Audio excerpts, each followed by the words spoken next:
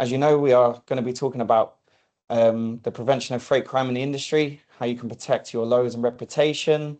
So we'll be talking a bit about the different things that you can do, different scenarios, within the industry. So my name's Billy. I am a business development manager. Been in the industry for several years, and I work in particular with the Haulage Exchange. I've got Rhys with me, the director of Direct Connect Logistics. So yeah, Rhys, you've been in the industry for 12 years. 1st of April, 12 years. Okay, so yeah, bit more than me, I have to say, but yeah, so nonetheless, obviously, Rhys is very experienced. We'll be talking a bit more about your experience, Rhys, and kind of your expertise. So the agenda today. So obviously we'll speak more on who we are. So like I say, I'm Billy. I work with Haulage Exchange. So Rhys, a bit about Direct Connect Logistics, a bit about your company, kind of. Well, we're Direct Connect Logistics. We work exclusively off Haulage Exchange. We bid for all our work through Haulage Exchange, and it's a great pleasure to be invited in to have a chat about freight crime, which is one of my pet hates, I would say. I started in Haulage Exchange in 2014. Started with 2 vehicles, moved up to 4, then 6, then 12, and we've recently now got a O license in Manchester. So we are now going to be running 24 lorries through Haulage Exchange. So that's a little bit about me. Yeah, no, thank you. And look, you've obviously done very well in the industry, and I think that's you're an example to what can be achieved and what many strive to achieve. So obviously, look, as mentioned, we'll be talking about different scenarios of freight crime. Rhys is going to mention a couple of examples, certainly in his experience of what's happened and how you can reduce the risk. Rhys will give his expertise on things to look out for, and how you can ensure you're handing your freight to the right person. I'll be speaking about how Haulage Exchange kind of combats freight crime and certainly makes our platform one of the safest to do business, and the different ways in which we vet people. We'll have a bit of a Q&A for you guys, so you can obviously put in your questions at the end, and if you stay at the end, we've got exclusive offers for webinar attendees. So any questions you guys do come up with during the presentation, just feel free to pop it in the chat, and I'll answer as many as I can at the end, and just any point, put them in and we'll go through those. So who we are. So Transport Exchange Group, 25, nearly 26 years. We are a leading fintech enabled platform. We've got Haulage Exchange, one of the platforms that I particularly obviously work with on a day-to-day basis, online marketplace in which logistics companies can find carriers, vetted carriers, or find available work from vetted companies. And as the numbers suggest there's quite an extensive number of loads which our members can access. We also have Trusted. So Trusted is a digital verification system. It's how we vet our members. Every single member on the exchange has to go through Trusted in order to become a member. So they have to go through that process. We don't just allow anyone to join. Members will have to provide proof of address, proof of ID.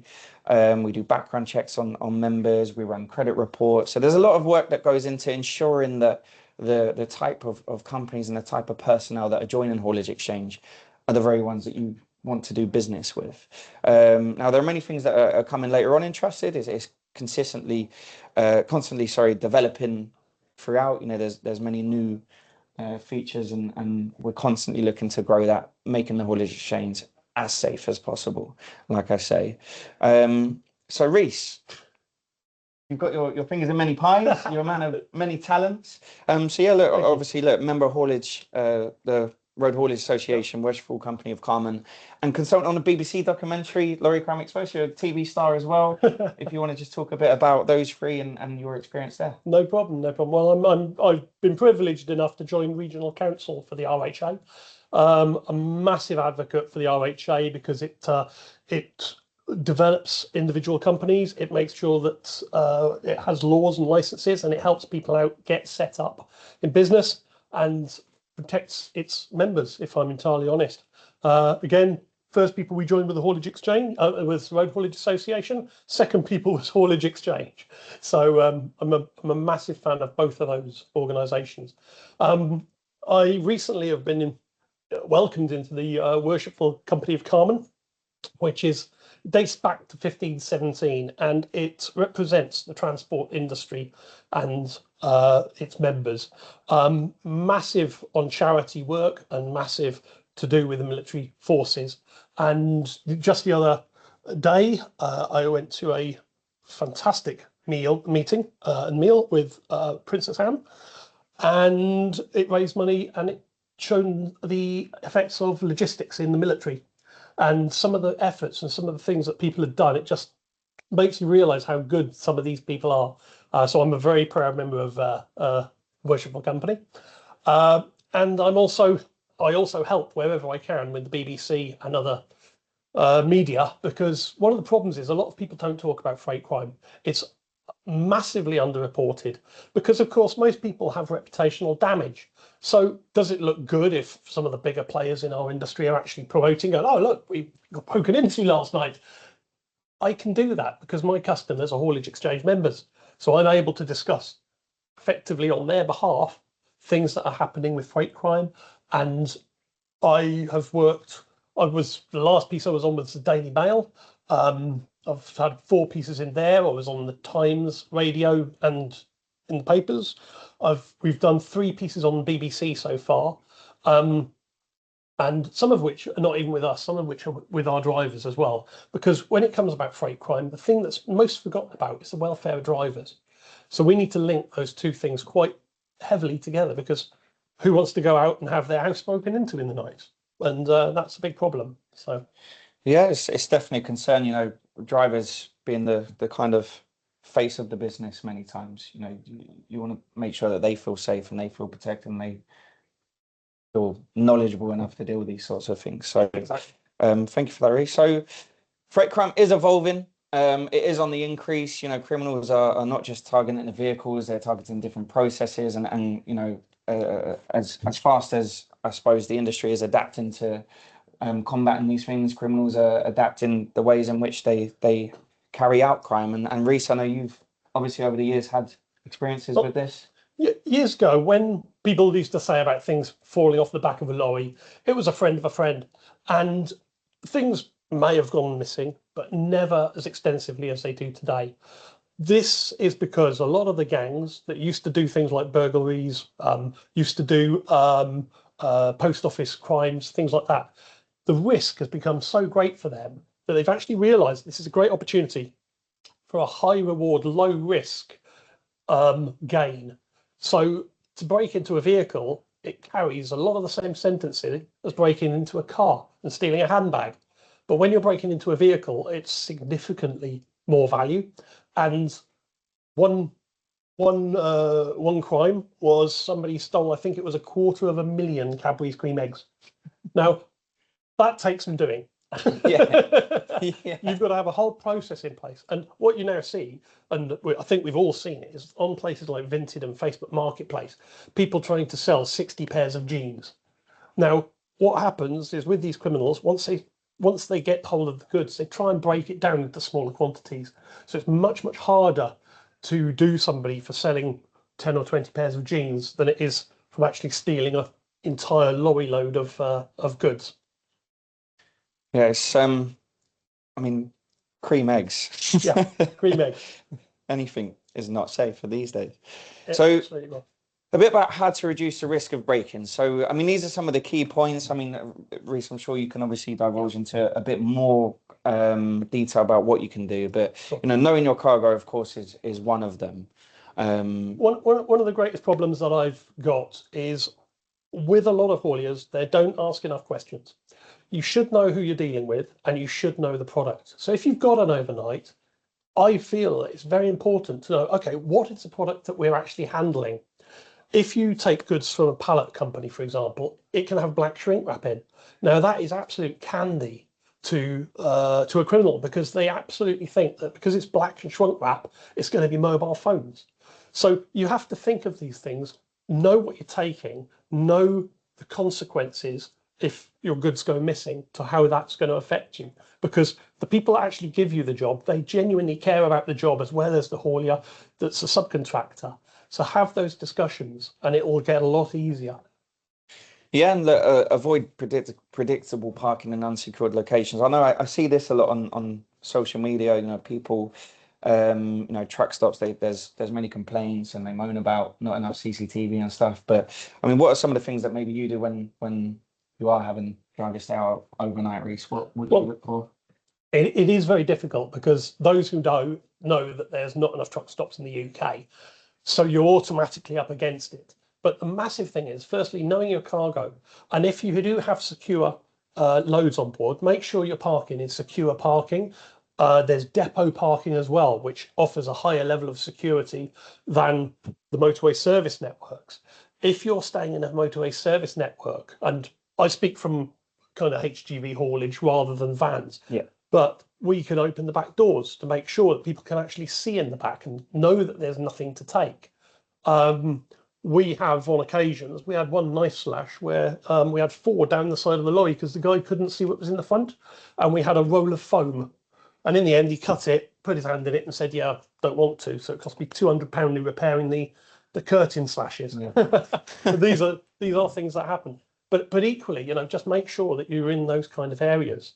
One of the biggest problems that people have now, and especially with HGVs, is going to be fuel theft, because we all know the price of fuel's going up, which makes it a far significant more commodity to be stealing. So again, are you going to have vehicles filled overnight? Do you want to put £250 worth of fuel in a lorry and hope that you're going to do it? Vans probably don't have the same problem, but again, we've had issues in the past, not our company, but because you've locked the fuel tanks, they've drilled a hole in the bottom. So not only have you lost your fuel, but you've got to put a new fuel tank on there. Things like that, which you've got to be aware of. Thank you, Rhys. And look, of course, that leads into use well lit, secure parking wherever possible, but make sure the vehicle is suitable for the load. I suppose that also leads and comes from know your cargo, making it absolutely does. And the contractor and the subcontractor should be having these discussions. If you do have high value goods, well, they should really be going onto a boxed vehicle if that's the product that you're taking.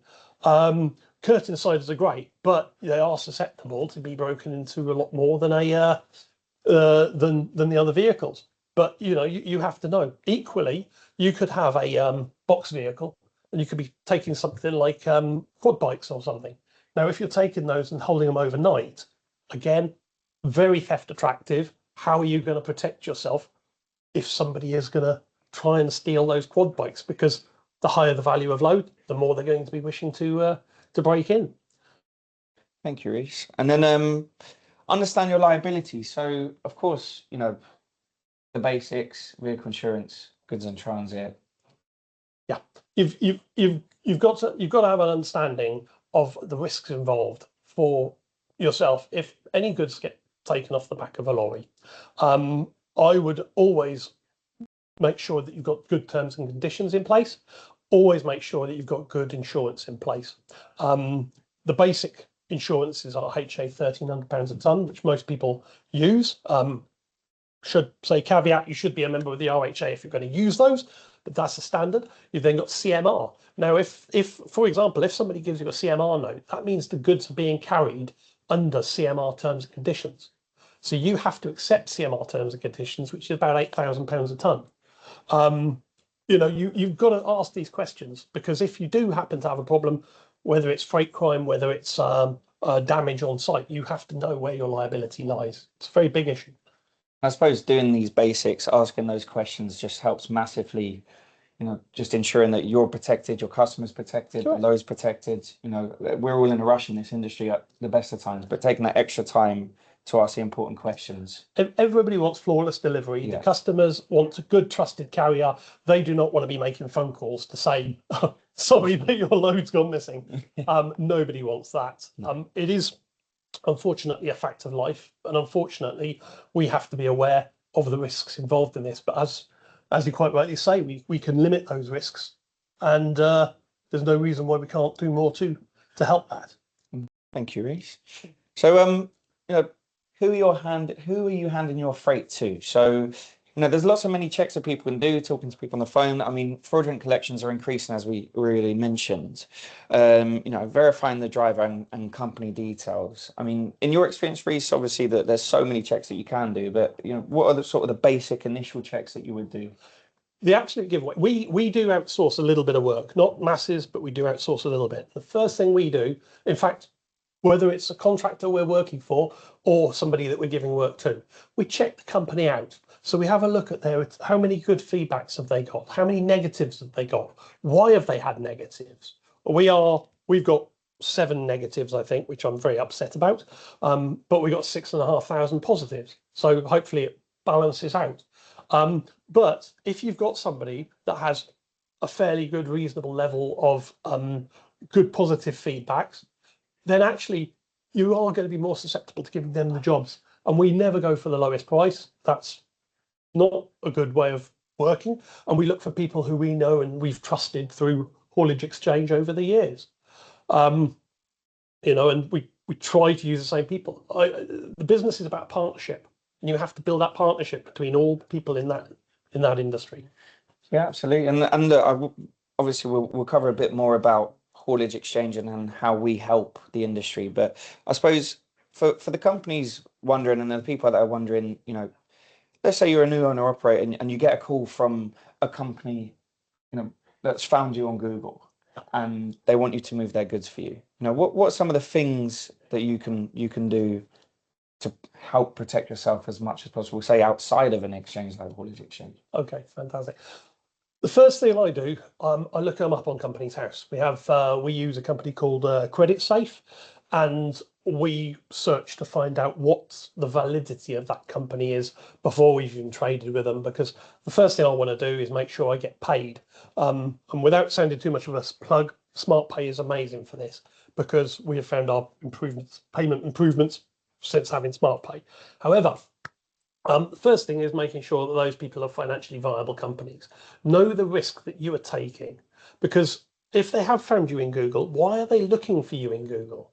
Is it because they had a haulier before and they're not paying them? Is it because you've done something particularly well? Now, personally, I would never take business from anybody that phoned me up and just said, can you do a job for us?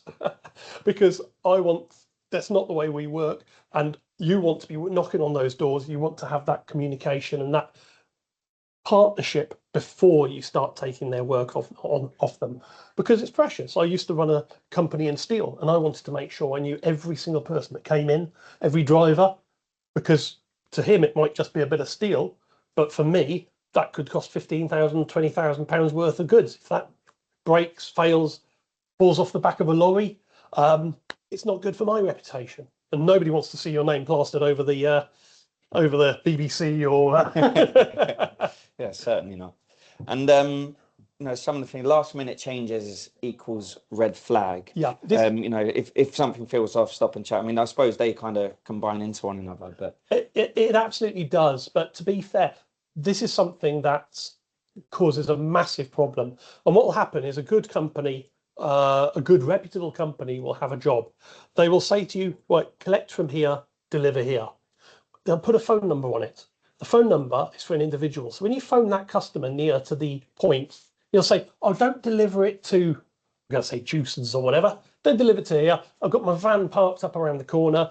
Deliver it to my van. As soon as you move away and deviate from what haulage exchange is stating, you run the risk of failure of that job. You certainly won't get paid for it by the customer, and they may well come after you for the loss of goods as well. If the contractor changes the delivery status, you make sure that it's actually changed on your booking. Very, very important. We have, at the moment, I've got about 18, 19 drivers working for me. And we make sure that they are fastidiously delivering to where that place says. Turn up on site and they say, okay, right, now we're going to go here.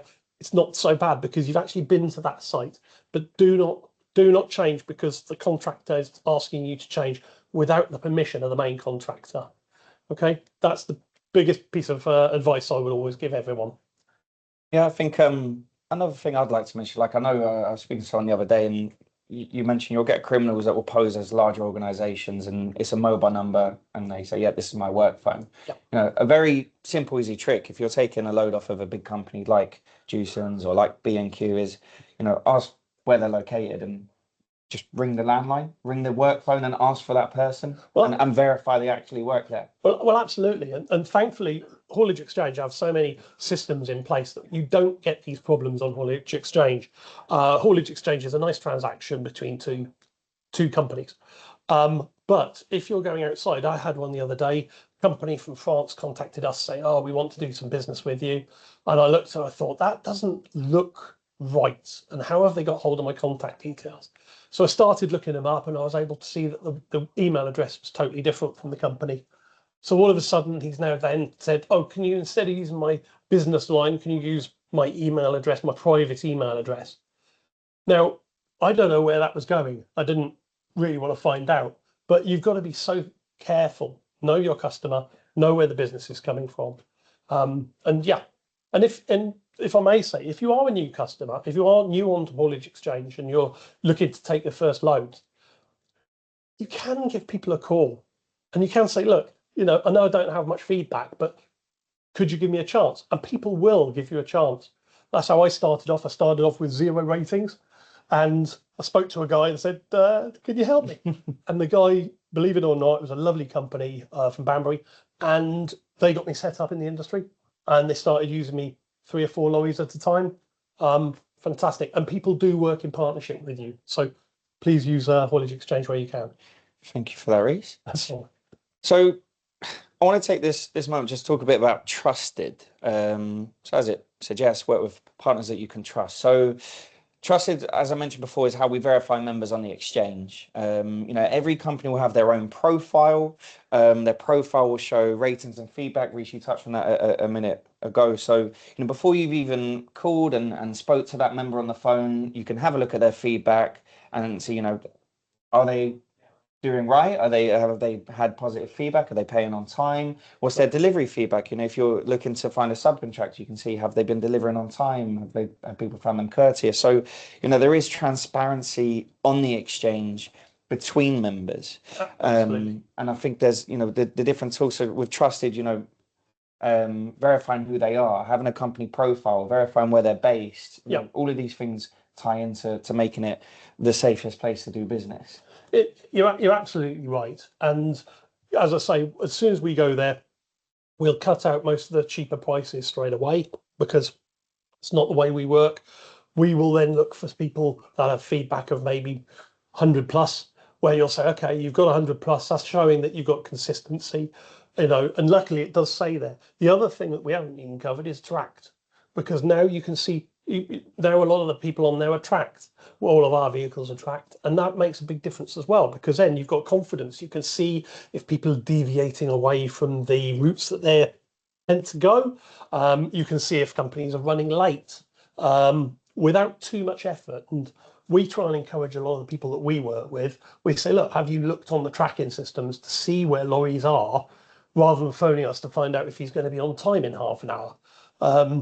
Because to be fair, most of the time we're actually early.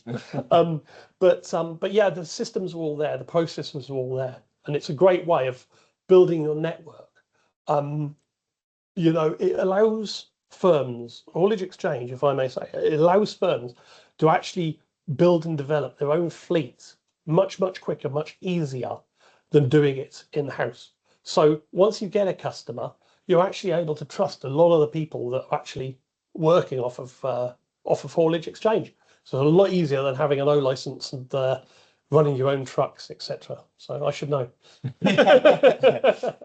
Yeah, and I suppose what you mentioned there, like having that extra capacity with hauliers that you can trust. You know, let's say you run 2 trucks and one of your best customers is leaning on you for extra capacity, rather than making that, you know, initial investment of going out and getting even more trucks, more insurances, and you know, I suppose it's sort of a test then that you can have vetted hauliers to make sure that you can build that capacity, and straight away as well, so you're not having to wait until you get those trucks and the O license. You're absolutely right. And what we've generally found is we found people go 2 ways. They either become a freight forwarder through the likes of Haulage Exchange, where they can outsource a lot of their work, or you find some companies actually, like us, do the complete opposite. It's no point me looking for customers, because every time I'm looking for a customer, it's taking me months, hours, days, months to try and get in somewhere, to try and satisfy a customer's requirements. And I'm not really interested. I just want to see my vehicles run and hopefully build and expand within the network that's already there. So we seem to be doing pretty well so far, I think. So yeah. You think? I like to think so, yeah. Now, if you would like a one-to-one demo to see exactly how the exchange works and have a more detailed look of it in action, so you can see how maybe it could support your business, you can scan the link to register, and then you can book a one-to-one demo with myself or someone else in the team, and then we can take you through the exchange, all of the features, all of the benefits, show you exactly how the likes of Rhys has been using it for the last 12 years. 12 years. I remember my panic on the first job that we ever took on Haulage Exchange, and we looked at it. We said, "Do we want to take that?" And I said, "Shall I put in a price? How much do we put in?" Complete guesswork, and we won the first job. We're like, right, now what do I do? Well, I need another job. I need a job bringing it back now. So yeah, it's but yeah, you work it how you see fit. It's a very, very clever system. But what it does is it allows you to have a fantastic membership of vehicles without too much investment in to begin with. Obviously, it's quite expensive to join the Haulage Exchange, but you can make the investment back relatively quickly, and it's a very fast way of growing the business and a lot cheaper and easier than actually taking out a fleet of vehicles. Well, look, thank you very much for that, Rhys. Like I say, you can book a one-to-one demo with myself or someone else in the team. We have exclusive offers for you guys, as you can see there. So we have 3 different offers for you guys to choose from, what's more suited for your business, for your setup and your position at the moment. So 10, 20, 30% off, all the details there. You can find more details on our website as well. But if you book a demo, guys, we can run through all the details and answer any of your questions. I just want to say thank you guys very much for joining. It's been a pleasure to be able to discuss with Rhys, and thank you so much for coming along and talking about some of the problems we have in the industry. My pleasure. My pleasure. Yeah, Thank I you. appreciate that, guys. Thank you so much. Enjoy the rest of the day and enjoy the weather while it lasts, because it certainly won't last for too long. Take care, guys. See you.